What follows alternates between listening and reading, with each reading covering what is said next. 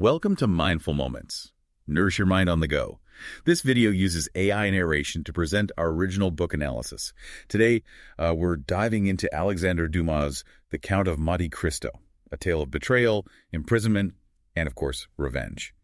We'll be using Lamellibère's abridged version to navigate this classic. It's a story set in post-Napoleonic France, a period of intense political change, which really adds depth to the character's motivations. The story revolves around Edmond Dantès, a young sailor on the verge of happiness. He's engaged to Mercedes, just got promoted to captain, and the future looks bright. But then, things take a dark turn. Dantès becomes a victim of envy. His success and happiness trigger those around him, leading to a series of events that shatter his world. He gets accused of Bonapartism, all because of a letter entrusted to him. It becomes the tool used to destroy him. And this is where the political climate of the time plays a crucial role. Even the suspicion of supporting Bonaparte was enough to make someone a target. The betrayal is shocking.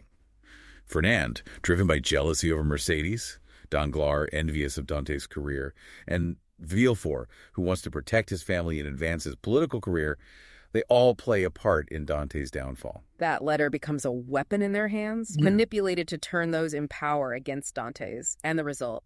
He's unjustly imprisoned in the dreaded Chateau d'If. The Chateau d'If was a real prison, known for its harsh conditions and isolation. Imagine the psychological impact on Dantes. A young man full of hope, suddenly thrown into that darkness. It's in this desolate environment that he meets Abbé Faria, a fellow prisoner who becomes his mentor and confidant. Faria's role is pivotal. He's the one who provides Dantes with the knowledge and strength to escape, and ultimately seek revenge. Faria educates Dantes, sharing his vast knowledge, including the location of a hidden treasure on the island of Monte Cristo. This becomes the catalyst for Dantes' transformation. The treasure not only gives him the means to escape, but also the resources to orchestrate his elaborate plan for vengeance. Dantes' escape from the Chateau d'If, after years of imprisonment, speaks volumes about his resilience and resourcefulness. But when he resurfaces, he's no longer the same Edmond Dantès. He returns as the Count of Monte Cristo, a mysterious and wealthy figure. This transformation is key to his plan. He can now move within the same circles as his enemies, setting the stage for his calculated revenge. His revenge is meticulously planned. He exposes their secrets, exploits their weaknesses, and brings about their ruin.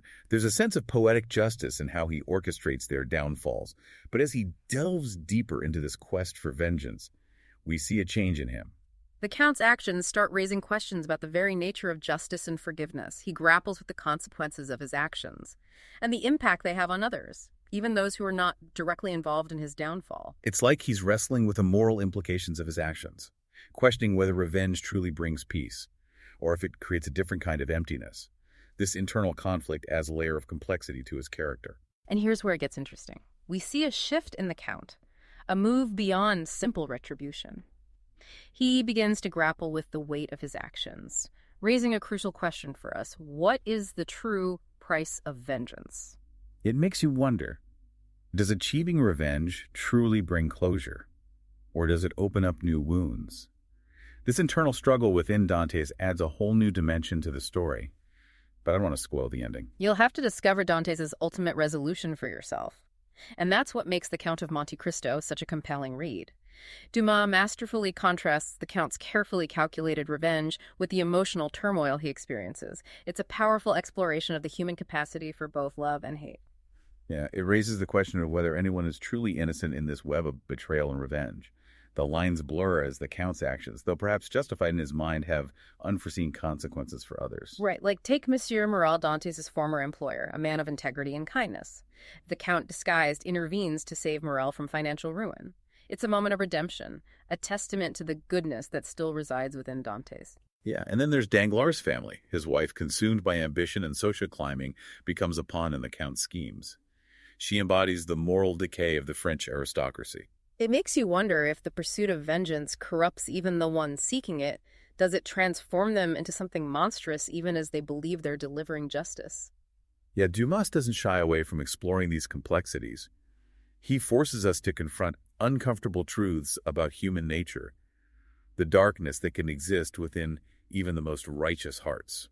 And the setting of Paris itself plays a role, highlighting the hypocrisy and decadence of the aristocracy. The Count's arrival exposes the corruption lurking beneath their facade of wealth and respectability. Yeah, He holds up a mirror, forcing them to confront their own moral failings, but they're so consumed by their desires and petty rivalries that they fail to recognize the danger he represents. Oh, remember that dinner party scene where the Count casually reveals a dark secret about the house? The way he sows seeds of doubt, turning the guests against each other, is brilliant. It's psychological warfare, pure and simple.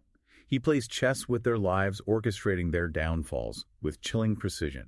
His manipulation of the stock market to ruin Danglars is a prime example of his power and understanding of human greed. He turns their vices against them, showing that sometimes the most devastating revenge isn't physical, but the destruction of everything someone holds dear. Speaking of destruction, we can't forget Fernand Mondego, who becomes the Count de Morcerf. His downfall is perhaps the most dramatic, exposing his past betrayals and leading to a tragic end for his family. The revelation of Fernand's role in Ali Pasha's demise, thanks to Haiti's testimony, is a turning point. It strips away his carefully constructed facade, revealing the depths of his treachery. This is where the personal and political intertwine Fernand's past actions, driven by ambition and greed, come back to haunt him, demonstrating the far-reaching consequences of betrayal. The duel with Albert, fueled by a son's desire to defend his father's honor, is incredibly tense. It's a clash between generations exploring loyalty duty and the price of blind faith. But even in this confrontation, the Count shows restraint. He could easily kill Fernand, but chooses to expose him publicly, letting the weight of his own sins crush him. Yeah, it's as if he's saying true justice goes beyond physical punishment. It's about facing the consequences of your actions and living with the shame. Dumas weaves together these threads, romance, adventure, political intrigue, and philosophical reflections to create a truly unforgettable reading experience. Absolutely. Yeah. There's a reason the Count of Monte Cristo has captivated readers for generations. It's a timeless story with themes that resonate with us today. But beyond the revenge, there's another element that shines through: the power of love and redemption.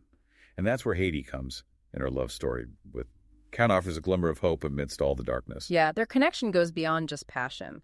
It's a bond forged through shared experiences of loss and exile. It creates a really deep understanding between them. Right. Haiti, with her unwavering loyalty and strength, stands as a counterpoint to the Count's consuming quest for vengeance. She reminds him of the beauty and goodness that still exist in the world, even after all the suffering he's endured. Their relationship really speaks to the healing power of love, that possibility of finding happiness even after experiencing profound pain. But even with Haiti by his side, the ending of the book isn't your typical happily ever after. The Count, having achieved his revenge, doesn't simply ride off into the sunset. No, he makes a different choice, suggesting a deeper understanding of justice and forgiveness. True peace, he realizes, doesn't come from inflicting pain, but from letting go of the past. That final scene where he sails away with Haiti leaving behind the world that caused him so much pain is both bittersweet and hopeful. It suggests that even after enduring unimaginable hardship, a new beginning is possible. And Dumas doesn't offer a simple resolution. He leaves us pondering whether the Count truly finds peace or if the scars of his past linger. It's this ambiguity that makes the Count of Monte Cristo such an enduring and thought-provoking story. It's more than just an adventure tale. It's a complex exploration of human nature, the consequences of our choices, and the enduring power of hope. It's a story that stays with you long after you've finished reading it. Absolutely. If you're looking for a book that will challenge you, captivate you, and leave you contemplating its themes, I highly recommend Lamely Bear's abridged version of The Count of Monte Cristo. It's truly a masterpiece of storytelling. We couldn't agree more. And to make it easy for you, we've included a purchase link in the description below where you can get your own copy. While you're there, be sure to subscribe to Mindful Moments for more insightful book analyses. Until next time, happy reading.